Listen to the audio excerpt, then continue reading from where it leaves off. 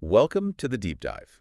Okay, so you sent in a really interesting question about coffee and cholesterol. Yeah, and we've been digging into the research on this one. We have. Our mission today is pretty straightforward. Unpack this link between your brew method and cholesterol. We want to separate, fact from fiction. And do it without getting too bogged down in jargon. If you enjoy your coffee but also want to be smart about its health impact, especially cholesterol, well, you're in the right spot. hmm It's good to remember, too, your body actually makes all the cholesterol it needs already. That's a key point. So most of us think coffee. We think caffeine, right? Right, the buzz. But get this. Coffee is incredibly complex, hundreds of compounds. Yeah, it really is. And today we're zooming in on a couple of specific ones. Some oily substances, actually. Oily substances you probably haven't heard much about, but they seem to have a direct line to your cholesterol levels. Exactly. They're called terpenes. The main ones are cafestol and cawol. Cafestol. Oh, and cafestol, it turns out, is thought to be one of the most potent cholesterol-raising things in our diet. Wow, really, in coffee? Yep, naturally present in the bean oils. Okay, so these things are in the coffee. How do they actually raise cholesterol? What's the mechanism? Well, there are basically two main ways cafestol does this. First, it kind of messes with your liver's bile acid production. Bile acids? Yeah. Those to help get rid of cholesterol, right? Exactly. They help package it up for removal. Cafestol basically tells the liver to make less bile acid, slowing down that whole cholesterol elimination process. Ah, okay. So it's like a bottleneck for getting rid of cholesterol. What's the other mechanism? The second thing is it reduces the activity of something called LDL receptors on your liver cells. LDL receptors, Yeah, like docking stations for the bad cholesterol. precisely. These receptors grab LDL cholesterol from your blood. Fewer working receptors means the liver can't pull as much LDL out. So LDL levels in the blood stay higher. Exactly. Your blood levels creep up. Okay, so these terpenes are the issue. But here's the kicker, and the research really hammers this home. It's not that you drink coffee, it's how you brew it. That's the Right. critical part. Absolutely. The brewing method is everything here. Unfiltered methods are the main culprits. Like French press. French press, yeah. Also Turkish coffee, Greek coffee, that Scandinavian-style boiled coffee. Okay. Even percolators, if they use a metal filter instead of paper. All those, like, a lot of these diterpenes, these oils, straight into your cup. And boiled coffee is the highest. Seems to be yes. That method extracts the most. What about espresso? Lots of us drink espresso. Uses pressure, a metal filter.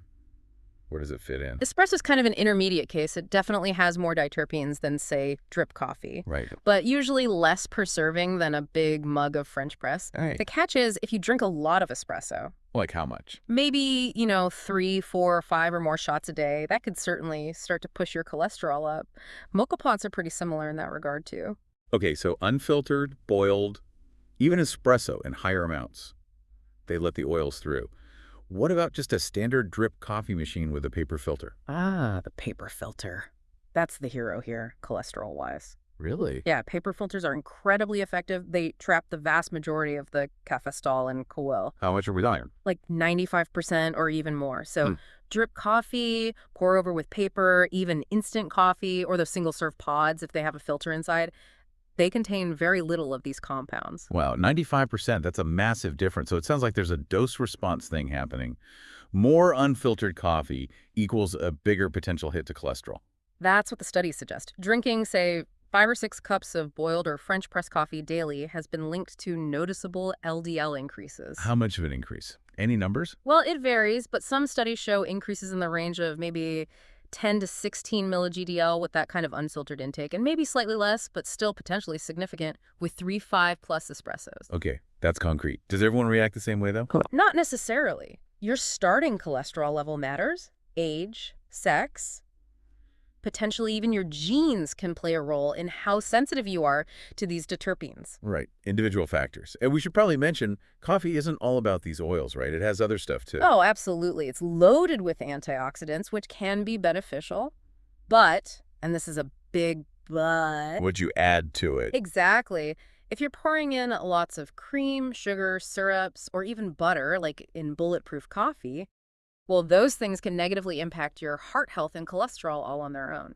Yeah, that could easily wipe out any potential benefits or even make things worse from a cholesterol standpoint. For sure. They raise LDL independently. Okay, so let's boil it down for you, the listener. If you're watching your cholesterol, specifically LDL, what's the single most important takeaway from all this regarding coffee? It's actually pretty simple.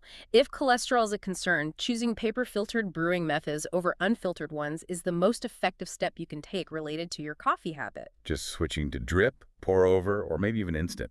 Yeah. It significantly reduces your intake of caffeine and cool. Makes sense. Okay, here's a final thought to leave you with.